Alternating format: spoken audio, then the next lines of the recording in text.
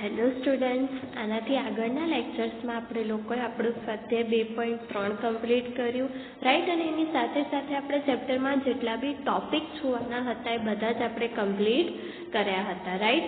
Main thing કે આપણે ત્રણ જ વસ્તુ જોઈ હતી કે ગણોનો કાર્ટેશિયન ગુણાકાર કઈ રીતે કરવાનો, એના પછી સંબંધ અને એના પછી વિધેય, રાઈટ. તો આઈ હોપ કે ત્રણ ટોપિકમાં તમને લોકોને પ્રોપરલી ખ્યાલ આવ્યો હશે, રાઈટ. હવે આપણે એનો જ ઉપયોગ કરીને નેક્સ્ટ આપણા જે પ્રકીર્ણ સ્વાધ્યાયના કેટલાક ક્વેશ્ચન્સ છે એ આપણે કરવાના છે, રાઈટ. તો આજે આપણે પ્રકીર્ણ સ્વાધ્યાયના ક્વેશ્ચન નંબર 1 થી સ્ટાર્ટ કરીશું. તો શું કહે છે ક્વેશ્ચન નંબર 1 કે તમને લોકોને બે સંબંધ આપેલા છે, રાઈટ. જે એફ ઓફ એક્સ તમને લોકોને આપ્યું છે એ નથિંગ બટ શું છે, એફ અને જી એ બંને સંબંધ છે, રાઈટ. ને તમારે સાબિત કરવાનું છે કે એફ એ વિધેય છે અને જી એ વિધેય નથી. હવે તમને સંબંધ આપ્યું છે અને એને વિધેય બતાવવાનું છે, રાઈટ. એકને વિધેય બતાવવાનું છે અને એકને વિધેય નથી બતાવવાનું. હવે મેઇન વસ્તુ શું છે કે તમે જ્યારે બી વિધેય તમે જોશો ધ્યાનથી તો તમને અહીંયા શું કીધું છે કે 0 થી 3ની વચ્ચે તમે કોઈ પણ કિંમત લેશો તો તમને વિધેયમાં શું મળશે, x². એવી જ રીતે 3 થી 10ની વચ્ચેની કિંમતો મૂકશો તો આન્સર શું મળશે, 3x, રાઈટ. હવે આ વસ્તુને સમજવાનો ટ્રાય કરજો કે અહીંયા આપણે ચેક ખાલી શું કરવાનું છે તો કે આપણાને ખબર છે કે તમે 0 થી 3માં કોઈ પણ કિંમત લેશો અને એનો વર્ગ કરશો તો તમને ડિફરન્ટ વેલ્યુઝ મળવાની છે, રાઈટ. એટલે તમે કહી શકો કે તમને દરેક ઘટક માટે અલગ પ્રકારનું પ્રતિબિંબ મળે છે, ડિફરન્ટ પ્રતિબિંબ મળે છે, રાઈટ. એવી જ રીતે 3 થી કરીને 10માં તમે જોશો તો કોઈ પણ કિંમત મૂકો, તમે 3x કરશો તો તમને ડિફરન્ટ વેલ્યુઝ મળશે, રાઈટ. એટલે કે તમારી પાસે આવા બે ગણ હોય, રાઈટ, તો તમે એમાં જોશો તો તમે જ્યારે પ્રતિબિંબ જોશો તો તમને ડિફરન્ટ પ્રતિબિંબ જ મળશે, રાઈટ. હવે વિધેય ક્યારે હોય અને ક્યારે ના હોય તો આપણાને ખબર છે કે બે ઘટક માટે એક જ પ્રતિબિંબ મળતું હોય તો એ વિધેય હશે. બટ જો એનાથી ઊંધું કે એક જ ઘટક માટે બે પ્રતિબિંબ મળતા હશે તો એ અલાઉડ નથી. તો આપણે અહીંયા ખાલી ચેક કોની માટે કરવું પડશે, 3 માટે. જેમ કે 3 બંનેમાં છે, રાઈટ. તમને બંનેમાં ઇક્વાલિટી આપેલી છે એટલે તમે કહી શકો કે 3 જ્યારે હશે ત્યારે તમે x² પણ અપ્લાય કરી શકો વિધેય અને 3x પણ અપ્લાય કરી શકો. તો આપણે વિધેયમાં 3 મૂકીને જોવાનું કે બે અલગ અલગ તમને ઇમેજ મળે છે કે એક જ ઇમેજ મળે છે, રાઈટ. જો 3 માટે તમને બે પ્રતિબિંબ મળે તો વિધેય નથી અને જો એક જ પ્રતિબિંબ મળે તો વિધેય છે, રાઈટ. આટલી વસ્તુ તમારે અંદર સમજવાની છે, રાઈટ. હવે તમે જોશો તો જ્યારે x = 3 હશે ત્યારે પહેલા આપણે કયું વિધેય લઈ લઈએ, x² એટલે કે 9, રાઈટ. અને જ્યારે તમે 3x માટે જોશો તો f of x = 3માં તમે f of x = 3x માં તમે લોકો 3 મૂકશો તો ત્યાં બી તમને 9 જ મળશે, રાઈટ. તો બંનેમાં તમને વેલ્યુ શું મળી, 9 અને 9, રાઈટ. એટલે તમે એવું કહી શકો કે 3 માટેનું જે પ્રતિબિંબ છે, રાઈટ, આપણી પાસે 3 માટેનું જે પ્રતિબિંબ છે એ કેવું છે, એક જ છે, રાઈટ. અને એ કયું છે, 9. બાકીના બધા ઘટકોનું તો આપણને ખબર છે ને આપણે 3 માટે બી ચેક કરી લીધું કે 3 માટેનું પ્રતિબિંબ શું હશે તો કે 9 જ હશે, રાઈટ. તમે પહેલું વિધેય લેશો કે બીજા વિધેયમાં 3 મૂકશો બંનેમાં આન્સર સેમ જ મળશે, ડિફરન્ટ નહીં મળે, રાઈટ.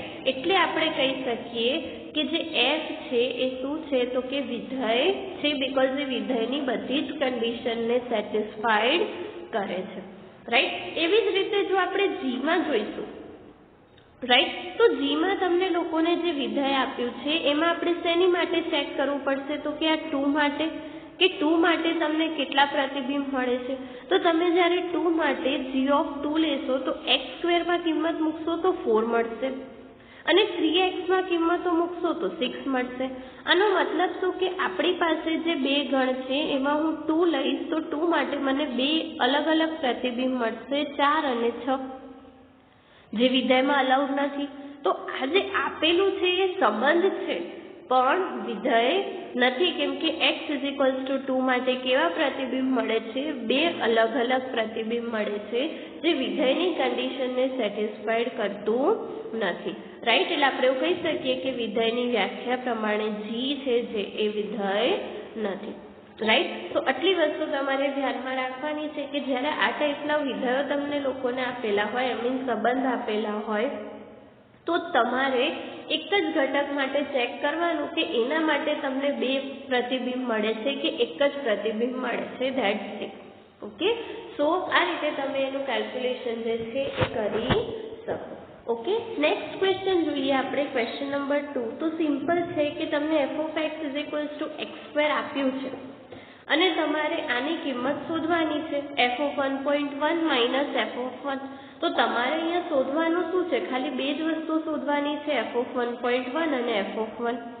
ને આ મેં તમને કીધું હતું કે આપણે કઈ રીતે શોધી શકીએ, તો જસ્ટ વિધેયમાં x ને પહેલા 1.1 થી રિપ્લેસ કરવાનું અને પછી 1 થી રિપ્લેસ કરવાનું, રાઈટ. એટલે કે શું થઈ જશે? સિમ્પલ 1.1 ² - 1 ² અને છેદમાં તો છે જ 1.1 - 1, ત્યાં તો કશું કરવાની જરૂર જ નથી, રાઈટ. સ્ક્વેર કરી અને સિમ્પ્લિફાય કરશો એટલે તમને તમારો ફાઇનલ આન્સર મળી જશે, જે શું હશે? 2.1, રાઈટ. તો આ રીતે તમારે ત્યાં કેલ્ક્યુલેશન જે છે એ કરવાની છે કે f(x) = x². કોઈ પણ વિધેય આપ્યું હોય અને વિધેયમાં તમારે કિંમતો મૂકીને કેલ્ક્યુલેશન કરવાની હોય તો ઇઝી વેમાં તમે એને કેલ્ક્યુલેટ કરી શકો. ઓકે, સો આ વાત થઈ ગઈ ક્વેશ્ચન નંબર 2 ની. નેક્સ્ટ આપણે જોઈએ ક્વેશ્ચન નંબર 3.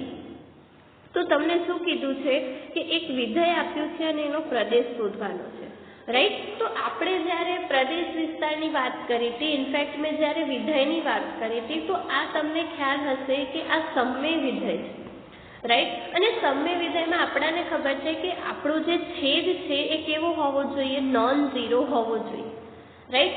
તો એટલી જ વસ્તુ તમારે પ્રદેશમાંથી માઇનસ કરવાની. તમને યાદ હોય તો આપણે એક એક્ઝામ્પલ જોયું હતું 1/x, જ્યાં આપણે લખી દીધું હતું કે x જે છે 0 ના હોવું જોઈએ, તો જ આ વ્યાખ્યાયિત છે, અદરવાઇઝ નથી. તો આપણે શું કરીશું કે આપણાને ખબર છે કે આ જે છે એ વાસ્તવિક વિધેય છે, એટલે r થી r તો હશે, બટ આપણે r માંથી એવા ઘટકો માઇનસ કરવા પડશે ને. આપણે અહીંયા શું લખતા હતા? પ્રદેશ, તો કે r - 0. તો એવી જ રીતે અહીંયા બી કરવું પડશે કે r માંથી એવા ઘટકો માઇનસ કરવા પડશે જે ઘટકો માટે આપેલું વિધેય જે છે એ કેવું છે? તો કે વ્યાખ્યાયિત નથી, રાઈટ. એટલે r માંથી આપણે એ ઘટકો બાદ કરી દઈશું જ્યાં નીચેનો તમારો જે છેદ છે 0 થતો હોય. તો જોઈએ હવે છેદ 0 માટે તમારે શું છે? તો તમને ખબર છે કે છેદ = 0 થાય ત્યારે વ્યાખ્યાયિત ના હોઈ શકે, તો આપણે શું કરીશું? છેદ = 0 લઈ લઈશું, રાઈટ. અને હવે તો કે દ્વિઘાત સમીકરણ ઉકેલતા આપણે દ્વિઘાત સમીકરણ ઉકેલીને આપણે x ની કિંમતો શોધવાની છે. તો જ્યારે બી આપણે દ્વિઘાત સમીકરણ ઉકેલીશું તો x ની તમને બે કિંમતો મળશે, રાઈટ. કઈ કઈ બે કિંમતો મળશે? તો કે 6 અને 2, રાઈટ. એટલે કે આપણે એવું કહી શકીએ કે તમે ઓબ્વિયસલી તમે જોશો વિધેયમાં મૂકીને તો 6 અને 2 એવા બિંદુઓ છે જ્યાં તમને છેદ શું મળશે? 0 મળશે, રાઈટ. તો આપણે શું કરવાનું છે? તો કે આ બંને બિંદુઓ માટે વિધેય વ્યાખ્યાયિત જ નથી, એટલે આપણે શું કરવાનું? આપણા પ્રદેશમાંથી એ બંને કિંમતોને જ કાઢી નાખવાની, રાઈટ. એટલે કે x = 2 અને x = 6 અને x = 2 માટે આપેલું વિધેય વ્યાખ્યાયિત નથી, બાકી દરેક વાસ્તવિક કિંમતો માટે વ્યાખ્યાયિત છે. સો ધેટ આપણે પ્રદેશ લખવો હોય તો આપણે શું લખી શકીએ? r - ગણમાં 2 અને 6, રાઈટ. તો આ રીતે તમારે વિધેયના પ્રદેશ જે છે એ વ્યાખ્યાયિત કરવાના છે. કે તમને જો પ્રદેશ શોધવાનું કીધું હોય ને તમને સમય વિધેય આપેલા હોય તો એક જ વસ્તુ ધ્યાનમાં રાખવાની કે છેદ જે છે એ ક્યારે બી 0 ના હોવો જોઈએ, બસ આટલી જ વસ્તુ તમારે અંદર ચેક કરવાની છે. ઓકે, સો ઓબ્વિયસલી વિસ્તારમાં બી એ બધી જ કિંમતો મળશે, રાઈટ. આમ તો r ની તમને કિંમતો મળશે, ખાલી તમારું વિધેય જે છે એ તમારે ઓકે, અહીંયા તમારે ખાલી 2 અને 6 નથી લેવાના, બાકીની બધી કિંમતો તમે લઈ શકો તો આન્સરમાં બી તમને બધી જ કિંમતો મળશે. એટલે તમારે વિસ્તારની વાત કરવી હોય તો બી તમે કરી શકો કે વિસ્તાર અહીંયા આપણો શું હશે, વાસ્તવિક સંખ્યાનો ગણ. ઓકે, સો આ વાત થઈ ગઈ ક્વેશ્ચન નંબર 3 ની. નેક્સ્ટ આપણે જોઈએ ક્વેશ્ચન નંબર 4. તો ક્વેશ્ચન નંબર 4 માં અગેન તમને શું કીધું છે કે વર્ગમૂળમાં x-1 થી વ્યાખ્યાયિત વિધેયનો પ્રદેશ અને વિસ્તાર શોધો. રાઈટ, તો વર્ગમૂળ વાળો એક ક્વેશ્ચન આપણે ઓલરેડી આગળ કરી ગયા છીએ. વર્ગમૂળ વાળા ક્વેશ્ચન, રાઈટ, કે પ્રદેશની વાત કરીએ તો પહેલા x ની કિંમત આપણે જોઈએ. તો આપણને ખબર છે કે વર્ગમૂળમાં છે એટલે x-1 જે છે always greater than or equals to 0 હશે. રાઈટ, એના પરથી આપણને શું મળશે કે x ની કિંમત હંમેશા કેવી હોવી જોઈએ, 1 અથવા 1 કરતાં મોટી. એટલે કે આપણે જ્યારે પ્રદેશની વાત કરીએ d ઓફ f તો એ શું હશે, 1 થી ઇન્ફિનિટી.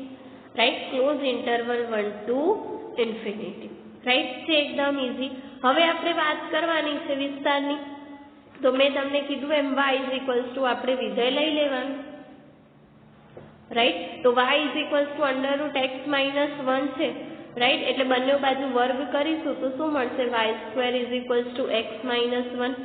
તો x ઇઝ ઇક્વલ્સ ટુ આપણને શું મળ્યું, y² + 1. રાઈટ, હવે આપણને ખબર છે કે x જે છે એ 1 કરતાં મોટું છે, greater than or equals to 1. એટલે જે y² છે, y² + 1 એ બી 1 કરતાં મોટું હશે. રાઈટ, એટલે હવે તમે ઇનઇક્વાલિટી સોલ્વ કરશો, બંને બાજુ -1 અપ્લાય કરશો તો તમને y² જે છે એ શું મળશે, તો કે greater than or equals to 0. Right, એટલે કે આપણો જે વિસ્તાર છે તમારો એ વિસ્તાર શું થઈ જશે, તો કે r of f is equals to 0, close interval 0 to infinity. Right, તો આ પ્રોસેસ જે છે ઓલરેડી આપણે લોકો કરી ગયા છીએ. જસ્ટ તમારે એની વસ્તુ તમારી વિધેયની કેરેક્ટરિસ્ટિક ધ્યાનમાં રાખવાની છે કે અંડરરૂટ છે, વર્ગમૂળમાં છે તો એ કઈ રીતે વર્ક કરશે. ઓબ્વિયસલી વર્ગમૂળમાં છે તો એ તમને પોઝિટિવમાં જ તમને પ્રદેશ અને વિસ્તાર આપશે. રાઈટ, તો આ રીતે તમે એનો પ્રદેશ અને વિસ્તાર જે છે એ શોધી શકો. ઓકે, નેક્સ્ટ ક્વેશ્ચન જોઈએ. એમાં બી તમારે સેમ કેલ્ક્યુલેશન કરવાની છે. શું કીધું છે તમને, તો કે f of x is equals to માનાંકમાં x-1. રાઈટ, એનો પ્રદેશ અને વિસ્તાર શોધવાનો છે. તો અગેન માનાંક વિધેય જે છે એ વાસ્તવિક સંખ્યાઓ માટે વ્યાખ્યાયિત છે, એટલે એનો પ્રદેશ જે છે એ ડાયરેક્ટલી શું થઈ જશે આપણો, તો કે r. આ વસ્તુ તમારે ધ્યાનમાં રાખવાની કે આપણો જે પ્રદેશ છે માનાંક વિધેય છે ને માનાંક વિધેયનો પ્રદેશ આપણને ખબર છે કે r છે. એટલે આપણે ડાયરેક્ટલી ત્યાં શું લખી શકીએ, તો કે આપેલું જે વિધેય છે એનો પ્રદેશ શું છે, તો કે r છે. રાઈટ, અને હવે તો કે એના વિસ્તારની આપણે વાત કરવી હોય તો એનો વિસ્તાર જે છે એ શું થઈ જશે, તો કે અગેન આપણે ખાલી શું જોવાનું છે, તો કે માનાંક વિધેય જે છે, રાઈટ, એ માનાંક વિધેય આપણને ખબર છે કે શું હશે, તો કે 0 અથવા 0 કરતાં મોટું. રાઈટ, એટલે આપણે એવું કહી શકીએ કે 0 અથવા 0 કરતાં મોટું છે. રાઈટ, તો આપણું જે વિધેય છે એ 0 થી પ્લસ ઇન્ફિનિટીની વચ્ચે હશે. આપણે એવું જ કહીએ ને કે કોઈ પણ સંખ્યા greater than or equals to 0 છે તો એનો આપણે વિસ્તાર લખવો હોય તો આપણે આવું જ લખીએ ને, 0 થી ઇન્ફિનિટી.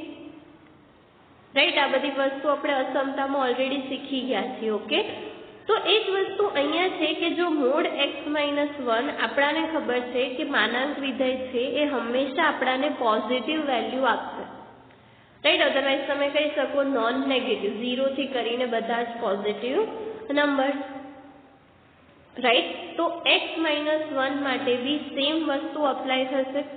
રાઈટ, એટલે કે x-1 greater than or equals to 0 છે એટલે ત્યાં બી તમને વિસ્તાર જે છે એ શું મળશે, તો કે ક્લોઝ ઇન્ટરવલ 0 થી ઇન્ફિનિટી. રાઈટ, તો આ વસ્તુ તમારે ધ્યાનમાં રાખવાની કે માનાંક વિધેયમાં ઓલમોસ્ટ આવું જ હશે કે તમારો પ્રદેશ જે છે એ શું થશે, r હશે. રાઈટ, અને વિસ્તાર જે છે એ શું હશે, પોઝિટિવ રિયલ નંબર્સ. રાઈટ, યા તો non negative real numbers. Okay,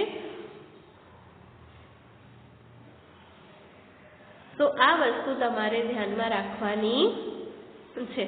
okay, કે પ્રદેશ જે છે શું થઈ જશે r અને વિસ્તાર જે છે શું થઈ જશે 0 થી ઇન્ફિનિટી. રાઈટ. નેક્સ્ટ ક્વેશ્ચન જોઈએ. તો નેક્સ્ટ ક્વેશ્ચન થોડુંક તમારે ધ્યાન રાખવાનું છે. તમને શું કીધું છે કે r થી r નું વિધેય હોય તો આપણે f નો વિસ્તાર શોધવાનો છે. રાઈટ. હવે અહીંયા તમને પ્રદેશ તો ઓલરેડી કહી દીધો છે. રાઈટ. પ્રદેશનો ઘટક શું લેવાનો છે તો કે x, અને x ક્યાંથી છે r માંથી.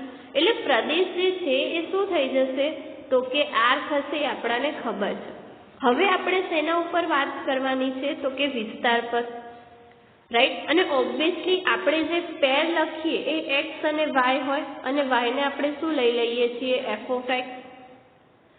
રાઈટ. તો આપણું જે f of x છે એ શું થઈ જશે તો કે x² ના છેદમાં 1 પ્લસ x². રાઈટ.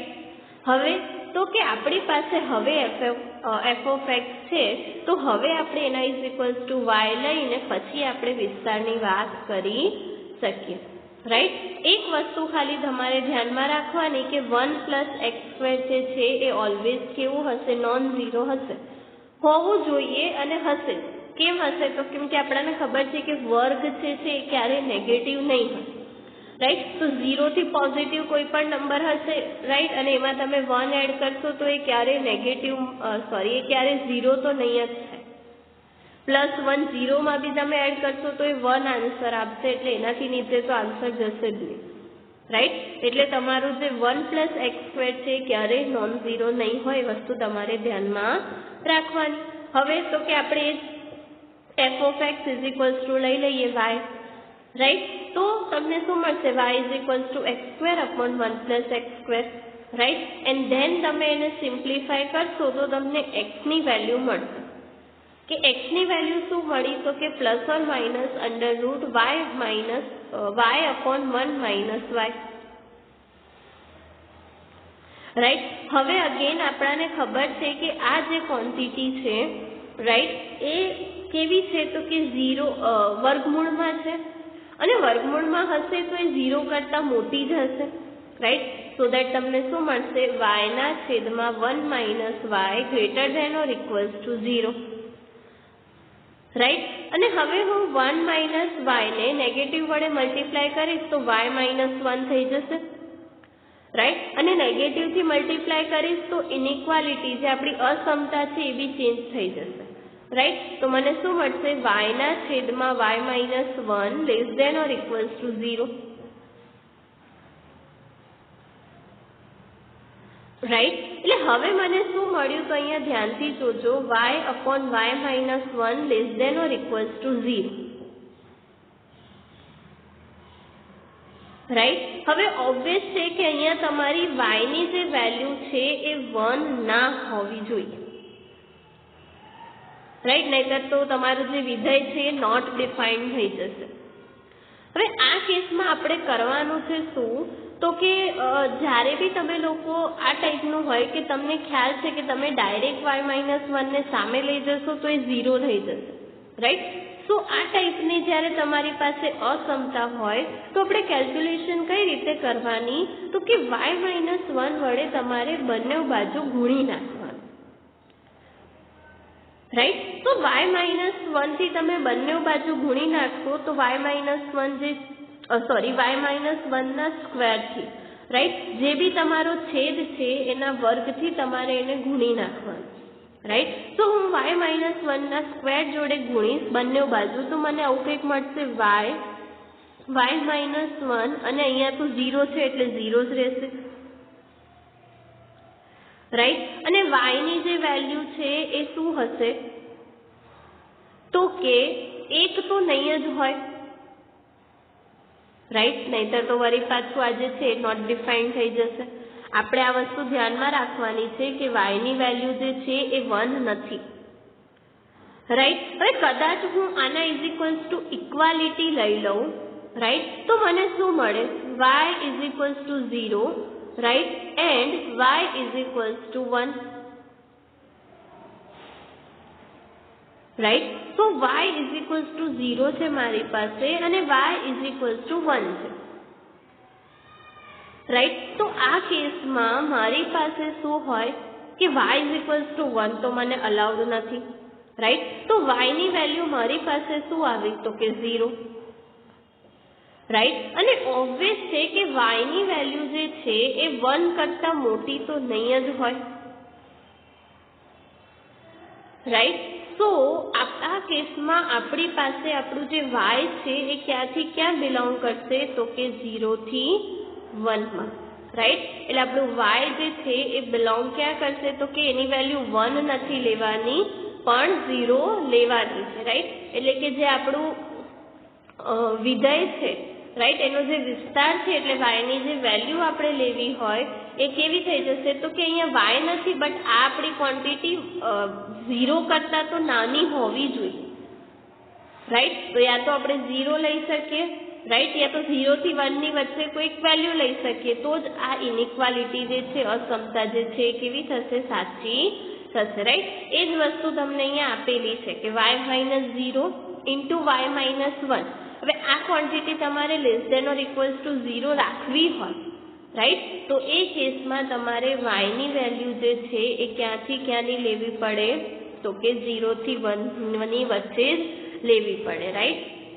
નેગેટિવ આપણે લેવાની નથી, રાઈટ. તો આ વસ્તુ તમારે ધ્યાનમાં રાખવાની કે તમારો જે વિસ્તાર જે છે થોડો તમારી પાસે શું થઈ જશે 0 થી કરીને 1, રાઈટ. અને એટલા માટે કે આપણે 0 થી નીચેની વેલ્યુ લેવાની નથી, રાઈટ. અને 1 થી ઉપરની બી આપણે નહીં લઈ શકીએ એટલે આપણો જે વિસ્તાર છે રિસ્ટ્રિક્ટ થઈ જશે 0 થી 1 ની વચ્ચે, રાઈટ. એટલે તમે y ની જ્યારે બી વેલ્યુ ફાઇન્ડ કરશો એ તમને 0 થી 1 ની વચ્ચે જ વેલ્યુ આપશે, ઓકે. તો આ રીતે તમે વિધેયનો વિસ્તાર જે છે એ શોધી શકો, ઓકે. તો આ વાત થઈ ગઈ ક્વેશ્ચન નંબર 6 ની, રાઈટ. સો આઈ હોપ કે 1 થી કરીને 6 આપણે પ્રદેશ વિસ્તારને રિલેટેડ જેટલા અગેન સમ્સ જોયા વિધેયના એ તમને પ્રોપરલી ખ્યાલ આવ્યા હશે. નેક્સ્ટ કેટલાક ક્વેશ્ચન જે છે એ બાકી છે બટ એની ચર્ચા આપણે લોકો નેક્સ્ટ સેશનમાં કરીશું, okay. Till then thank you.